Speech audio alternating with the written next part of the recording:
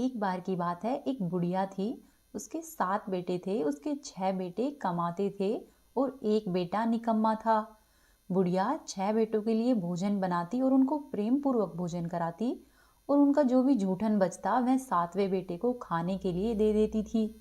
7वें बेटे की पत्नी प्रतिदिन ही ये देखा करती कि उसकी सास उसके देवर जेठों का बचा हुआ जूठा भोजन उसके पति को खिलाती है।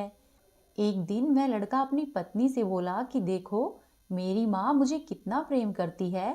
तब वह बोली कि क्यों नहीं, सबका जूठा तो तुमको खिलाती है, प्रेम तो करेगी ही। तब वह लड़का बोला कि ऐसा नहीं हो सकता, मैं जब तक अपनी आंखों से नहीं देख लूंगा नहीं मानूंगा। मेरी माँ तो पकवान बनाकर मुझे बड़े ही प्रेम से खिलाती है। तब बहू हंसकर बोली कि देख लोगे तब तो मानोगे ही। कुछ दिन के बाद घर में त्योहार आया और घर में 7 प्रकार के भोजन बने, चूरमे के लड्डू बने। वह लड़का यह देखने के लिए कि मेरी पत्नी सही बोल रही है या झूठ बोल रही है, सिरदर्द का बहाना करके पतला सा कपड़ा ओढ़कर रसोई घर में जाकर सो गया और कहने लगा कि माँ मुझे सर दर्द हो रहा है, मुझे नहीं उठाना। जब उसके 6 भाई भोजन करने आए, तब उसने देखा कि उसकी माँ ने उन सब के लिए सुंदर आसन बिछाए हैं और उन्हें रसोई परोसी है और बड़े ही आग्रह करके प्रेम पूर्वक उन सबको भोजन खिलाया है। वह लड़का जिस कपड़े को ओढ़कर सो रहा था उसमें से सब कुछ देखता रहा। 6 लड़के जब भोजन करके उठ गए, तब माँ ने उनकी जूठी थालियों में से लड्डुओं के टुकड़ों को उठाया और उनका एक लड्डू बनाया। जूठन साफ करके बुढ़िया माँ ने उस 7वें बेटे को पुकारा और कहा कि 6 भाई भोजन करके चले गए हैं, अब तू ही बाकी है, उठ जा और भोजन कर ले।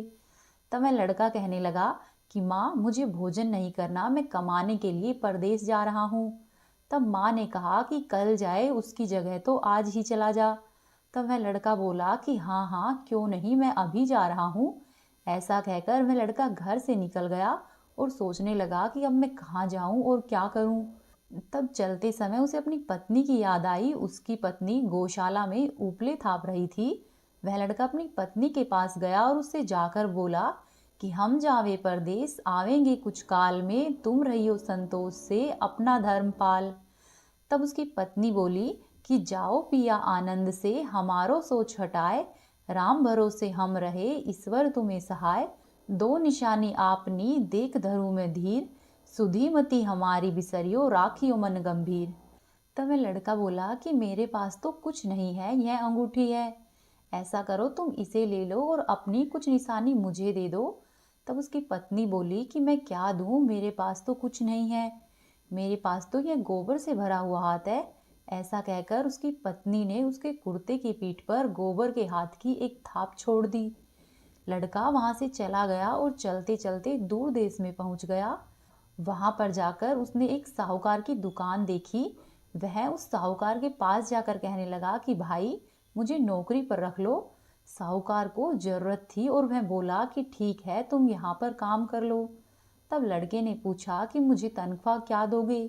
तब साहूकार ने कहा कि यह तो काम देख कर तय करेंगे, यदि तुम्हारा काम अच्छा हुआ तो तनख्वाह अच्छी मिलेगी। फिर वह लड़का बिना कुछ कहे काम करने लग गया और वह प्रतिदिन ही सुबह 7 बजे से लेकर रात में 10 बजे तक नौकरी करने लगा।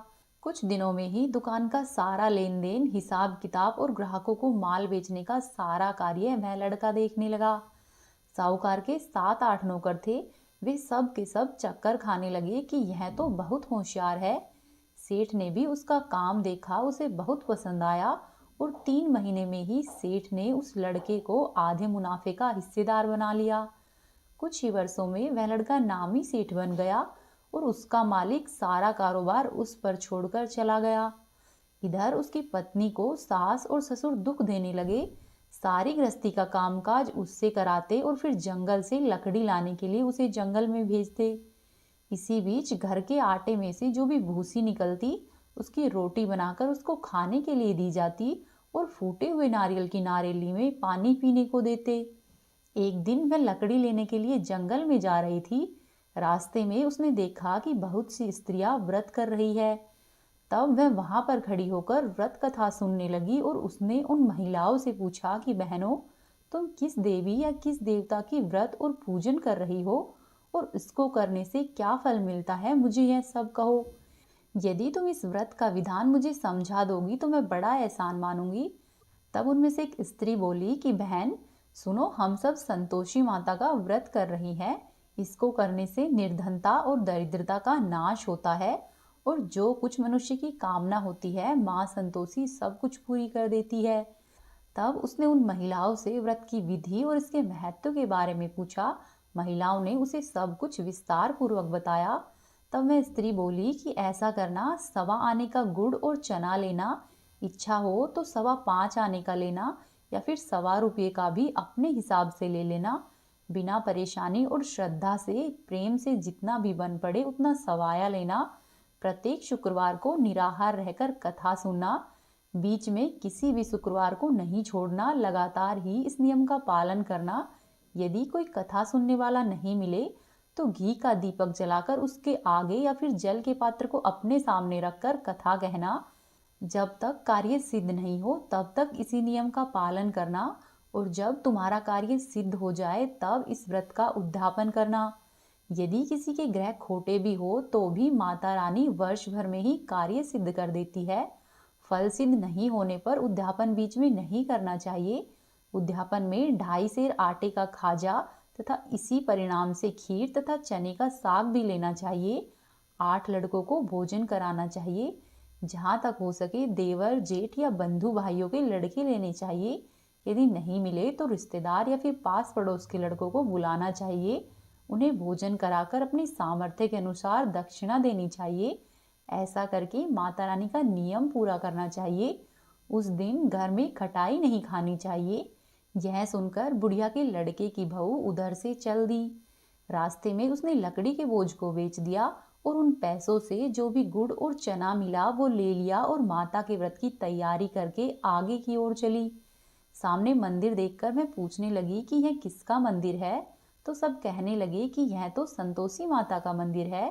यह सुनकर वह माता के मंदिर में जाकर उनके चरणों में गिर गई और दीन होकर विनती करने लगी कि हे माँ, मैं निपट अज्ञानी हूँ, व्रत के कुछ भी नियम नहीं जानती, मैं दुखी हूँ। हे माता, हे जगत जननी, मेरे दुख को दूर करो, मैं तुम्हारी शरण में हूँ। माता को उस बहू पर दया आई।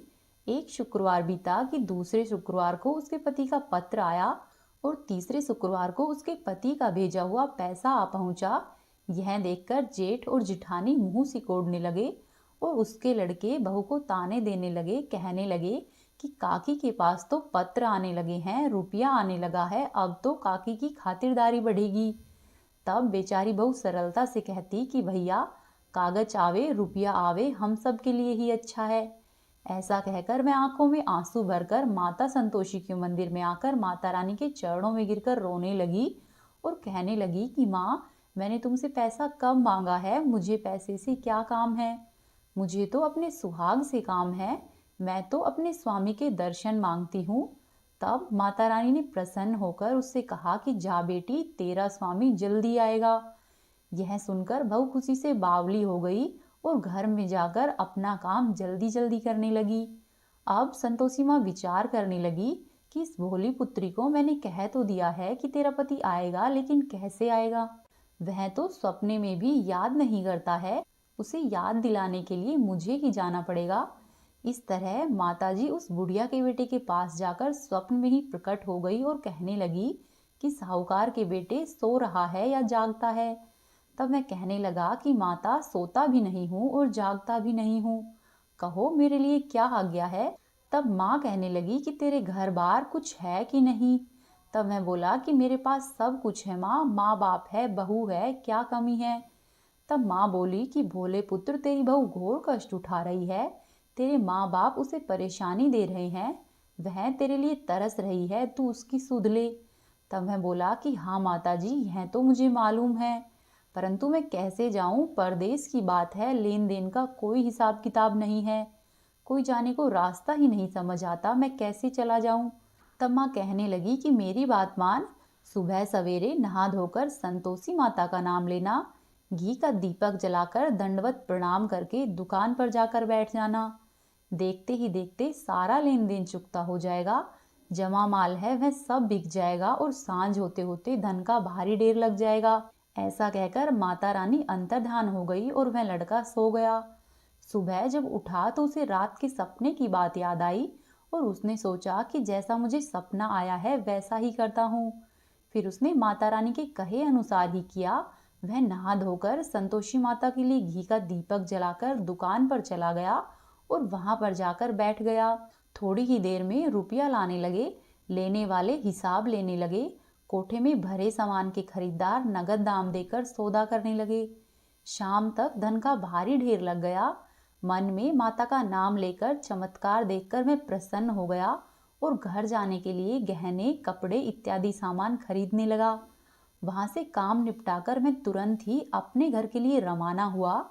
उधर दूसरी तरफ उसकी पत्नी जंगल से लकड़ी लेने जाती है और लौटते वक्त माताजी के मंदिर में विश्राम करती है। वह मंदिर तो उसके प्रतिदिन रुकने का स्थान था। वह माता रानी से पूछती है कि हे माता, यह धूल कैसी उड़ रही है। तब माता कहती है कि हे पुत्री, तेरा पति आ रहा है। अब तू ऐसा कर कि लकड़ियों के 3 बोझ बना ले। एक नदी के किनारे रखना और दूसरा मेरे मंदिर पर और तीसरा अपने सिर पर रखना। तेरे पति को लकड़ियों का गट्ठर दिखेगा तो मोह पैदा होगा और वह यहाँ पर रुकेगा, नाश्ता पानी खाकर माँ से मिलने जाएगा। तब तू लकड़ियों का बोझ उठाकर जाना और चौक में गट्ठर डालकर जोर जोर से आवाज लगाना कि लो सासू जी, लकड़ियों का गट्ठर लो, भूसी की रोटी दो और नारियल के खेपड़े में पानी दो। और आज हमारे घर में कौन मेहमान आया है। माताजी से बहुत अच्छा कहकर वह प्रसन्न मन से लकड़ियों की 3 गट्ठर बनाती है। एक को नदी के किनारे पर, एक को माता के मंदिर पर रखती है। इतनी ही देर में मुसाफिर आ पहुंचा। सूखी लकड़ी देखकर उसकी इच्छा उत्पन्न हुई कि हम यहीं पर विश्राम करेंगे और भोजन बनाकर खा पीकर अपने गांव में जाएंगे। इस तरह रुककर भोजन बनाया, विश्राम करके वह गांव हो गया। सबसे प्रेम पूर्वक मिला। उसी समय सिर पर लकड़ी का गट्ठर लिए वह उतावली सी घर में आती है। लकड़ियों का भारी बोझ आंगन में डालकर जोर जोर से 3 आवाजें देती है। वह कहती है कि लो सासू जी, लकड़ियों का गट्ठर लो और नारियल के खेपड़े में पानी दो। और सासू जी, आज हमारे घर पर कौन मेहमान आया है। यह सुनकर उसकी सास बाहर आकर अपनी बहू को दिए हुए कष्टों को भुलाने के लिए कहती है कि बहू, तुम क्या बातें करती हो, तेरा स्वामी घर पर आया है। यहाँ आकर बैठ, मीठा भात खा, भोजन कर और कपड़े गहने पहन। उसकी आवाज सुनकर उसका पति बाहर आता है और अंगूठी देखकर व्याकुल हो जाता है। माँ से पूछता है कि माँ, यह कौन है। तब माँ बोली कि बेटा, यह तेरी बहू है। जब से तू गया है तब से सारे गांव में भटकती फिरती है। घर का कुछ कामकाज नहीं करती, 4 पहर आकर खाना खा जाती है। तब मैं लड़का बोला कि ठीक है माँ, मैंने इसे भी देखा है और तुम्हें भी देखा है। अब ऐसा करो, मुझे दूसरे घर की चाबी दे दो, मैं उसी में रहूंगा। तब उसकी माँ बोली कि ठीक है, ये ले चाबी, जैसी तेरी मर्जी हो वैसा कर। ऐसा कहकर माँ ने उसे चाबी दे दी। तब वह लड़का दूसरे मकान की तीसरी मंजिल में रहने गया और वहां पर उसने सारा सामान जमाया। एक दिन में राजा के महल जैसा ठाठ पाठ बन गया। अब तो वह बहुत सुख भोगने लगी। इतने में ही शुक्रवार आया। उसने अपने पति से कहा कि सुनो, मुझे संतोषी माता के व्रत का उद्यापन करना है। तब उसका पति बोला कि खुशी से कर लो। वह उद्यापन के व्रत की तैयारी करने लगी। वह जिठानी के लड़कों को भोजन के लिए कहने गई। लड़कों ने हामी भर दी, परंतु पीछे से जिठानी ने अपने बच्चों को सिखाया कि देखो, भोजन के समय खटाई जरूर मांगना। ऐसा करने से उसके व्रत का उद्यापन पूरा नहीं होगा। फिर जब लड़के जीमने आए तो उन्होंने भरपेट खाना खाया, परंतु खाना खाने के बाद कहने लगे कि हमें तो खटाई दो, खीर का खाना हमको नहीं भाता है। यह देखकर हमें अरुचि होती है। तब मैं कहने लगी कि भाई, खटाई किसी को नहीं दी जाएगी, यह तो संतोषी माता का प्रसाद है। तब लड़के उठकर खड़े हो गए और बोले कि लाओ, हमें पैसे दो। भोली बहू कुछ जानती नहीं थी, उसने दक्षिणा में पैसे दे दिए। लड़के उसी समय हट करके दुकान पर गए और वहां से इमली की खटाई ली और उसको खाने लगे। यह देखकर बहू पर माताजी का कोप हो गया। राजा के दूत उसके पति को पकड़कर ले गए। जेठ और जिठानी उसको ताने मारने लगे। कहने लगे कि लूट लूट कर धन इकट्ठा करके लाया है, अब सब मालूम पड़ जाएगा जब जेल की हवा खाएगा। बहू से ये सब कुछ सहन नहीं हुआ। वह रोती हुई माताजी के मंदिर में गई और कहने लगी, हे माता, ये तुमने क्या किया। हंसाकर अब अपने भक्तों को रुलाने लगी हो। तब माता रानी बोली कि बेटी, तूने उद्यापन करके मेरे व्रत को भंग किया है। तब मैं कहने लगी कि माता, मैंने अपराध किया है, मैंने तो भूल से लड़कों को पैसे दे दिए थे और उन्होंने उसी वजह से व्रत को तोड़ा है। मुझे क्षमा कर दो, मैं फिर से तुम्हारा उद्यापन करूंगी। तब माँ बोली कि ठीक है पुत्री, अब फिर से ऐसी भूल मत करना। तब मैं कहती है कि ठीक है माँ, अब भूल नहीं होगी, अब आप जैसे बताओगी वैसा ही होगा। तब माँ बोली कि जा पुत्री, तेरा पति तुझे रास्ते में आता हुआ मिलेगा। फिर वह मंदिर से निकल गई और रास्ते में उसे उसका पति आता हुआ मिला। तब मैं पूछने लगी कि आप कहाँ गए थे? तब उसका पति कहने लगा कि मैंने जो इतना धन कमाया है, राजा ने उसका टैक्स मांगा था, मैं वहीं भरने गया था। तब बहू प्रसन्न होकर बोली कि अच्छा हुआ, अब घर को चलो। कुछ दिनों के बाद फिर से शुक्रवार आया। तब मैं बोली कि मुझे फिर से माता का उद्यापन करना है। तब उसके पति ने कहा कि ठीक है, कर लो। बहू फिर से जेठ के लड़कों को भोजन के लिए कहने गई। जेठानी ने एक दो बातें सुनाई और सब लड़कों को सिखाने लगी कि तुम सब लोग पहले ही खटाई मांग लेना। लड़के भोजन से पहले ही कहने लगे कि हमें खीर नहीं खानी, हमारा जी बिगड़ता है, कुछ खटाई खाने के लिए दे दो। वह बोली कि खटाई किसी को नहीं मिलेगी, आना हो तो आओ, नहीं तो नहीं आओ। सब लड़के वहां से उठकर बिना भोजन किए हुए ही चले गए। तब वह ब्राह्मण के लड़कों को लेकर आई और उन्हें भोजन कराने लगी। यथाशक्ति दक्षिणा की जगह एक एक फल दिया। संतोषी माता प्रसन्न हो गई। माता की कृपा होते ही 9वें मास में उसके चंद्रमा के समान मुख वाला एक सुंदर पुत्र पैदा हुआ। पुत्र को पाकर प्रतिदिन माता जी के मंदिर में जाकर वह दर्शन करने लगी। माता ने सोचा कि यह तो रोज रोज मंदिर आती है, क्यों न ऐसा करूं, आज मैं ही इसके घर को चलूं। ऐसा सोचकर माता ने भयानक रूप बनाया। गुड़ और चने से मुख को सांड लिया, ऊपर सूंड के समान होठ, उस पर से मक्खियां भिन भिन कर रही थी। जैसे ही माता रानी ने देहली पर पैर रखा, उसकी सास जोर जोर से चिल्लाई कि देखो रे, कोई चुड़ैल डाकिनी चली आ रही है, लड़कों इसे भगाओ, नहीं तो यह किसी को खा जाएगी। तब लड़के भगाने लगे और चिल्लाकर खिड़की बंद करने लगे। बहू रोशनदान में से सब कुछ देख रही थी। प्रसन्नता से पागल बनी और चिल्लाने लगी कि आज मेरी माताजी मेरे घर पर आई है। वह बच्चे को दूध पिला रही थी, बच्चे को हटाती है। इतनी ही देर में सास का क्रोध फट पड़ा। वह बोली कि इतनी क्या जल्दी है कि बच्चे को ही पटक दिया। इतने में माँ के प्रताप से लड़के ही लड़की नजर आने लगे। वह बोली कि सासू माँ, मैं जिसका व्रत करती हूँ यह वही संतोषी माता है।